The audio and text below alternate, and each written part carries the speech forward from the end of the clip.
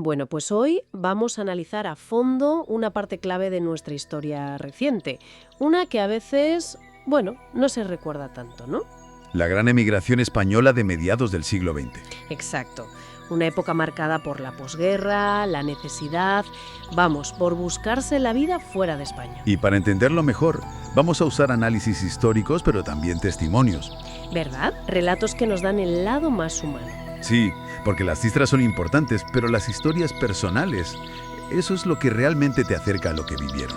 Esa es la idea, no solo dar números, sino entender por qué se fueron, lo duro que fue, cómo se adaptaron y qué legado dejaron. Venga, vamos a desgranar esto.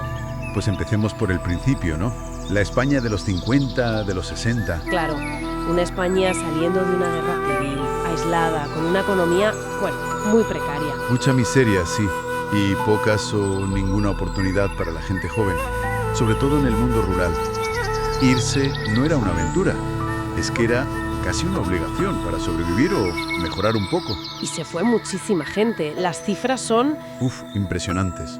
Hablamos de más de 1,5 millones, quizá 2 millones, si contamos los que iban sin papeles entre 1950 y 1973 más o menos. 2 millones, es muchísimo. ¿Y a dónde iban principalmente? Sobre todo a Europa, a Francia, Alemania, Suiza, Bélgica.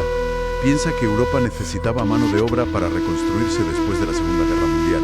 Mano de obra barata, supongo. Y poco cualificada, en general. El perfil típico era ese, joven, del campo, sin estudios específicos. Aunque también hubo algo de emigración a América Latina, que seguía siendo un destino. Y mencionabas antes los papeles. ¿Hubo acuerdos entre gobiernos, ¿no?, para organizar un poco esta salida? Sí, fueron importantes. El acuerdo con Bélgica en el 56 para las minas es muy conocido. La batalla del carbón, que llamaban. Esa misma. Luego hubo otros con Alemania para la industria, con Francia para la agricultura o el servicio doméstico, Suiza también. Facilitaron una emigración, digamos, legal y con ciertas garantías. Pero imagino que no todo el mundo iría por esa vía. ¿Qué va? Muchísima gente se fue a la aventura, de forma irregular, clandestina, cruzando la frontera como podían. Esos lo tuvieron aún más difícil, claro. Sin contratos, sin papeles, más vulnerables.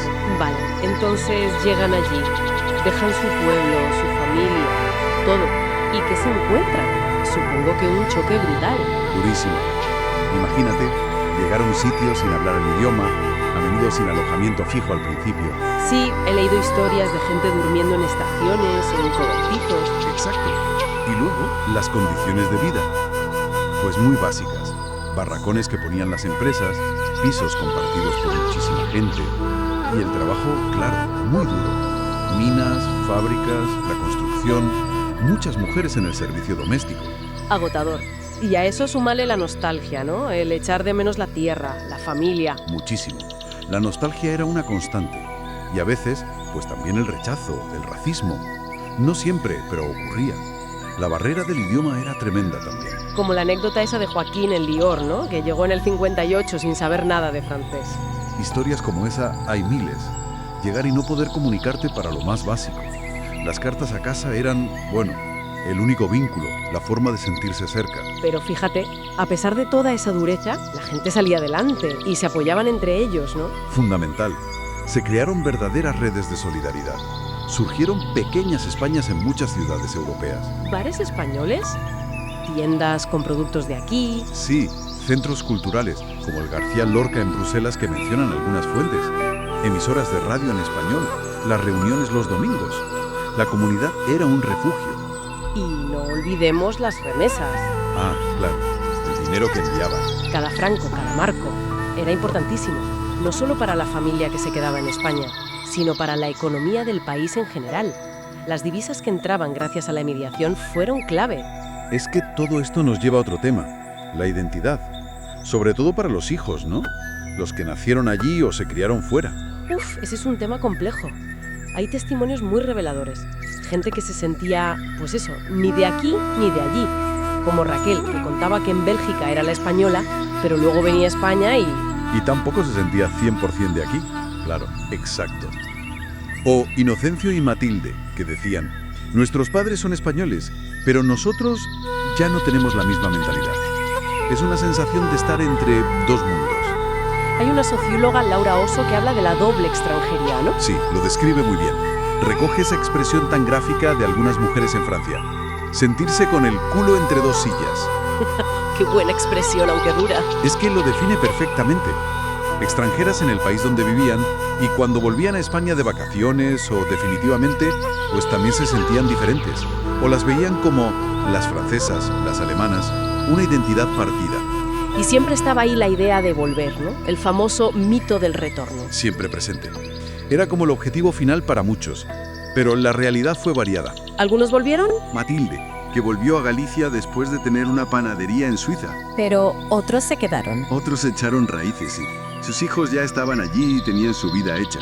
Como Inocencio, que decía que prefería la sanidad belga o la comida. Bueno, detalles que te anclan a un lugar. ¿Y los hijos, los nacidos fuera, sienten ese vínculo con España? Muchos sí. Maximino, por ejemplo, nacido en Bélgica, decía: mi sangre es española. Sienten ese origen aunque su vida esté allí. Laura Oso usa una metáfora curiosa.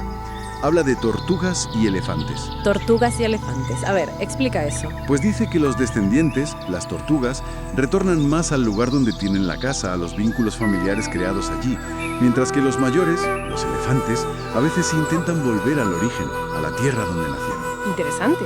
Pero incluso volver no era fácil, ¿no? Para nada. La España que habían dejado había cambiado muchísimo en 15, 20, 30 años. Y ellos también habían cambiado. A veces era un reencuentro difícil.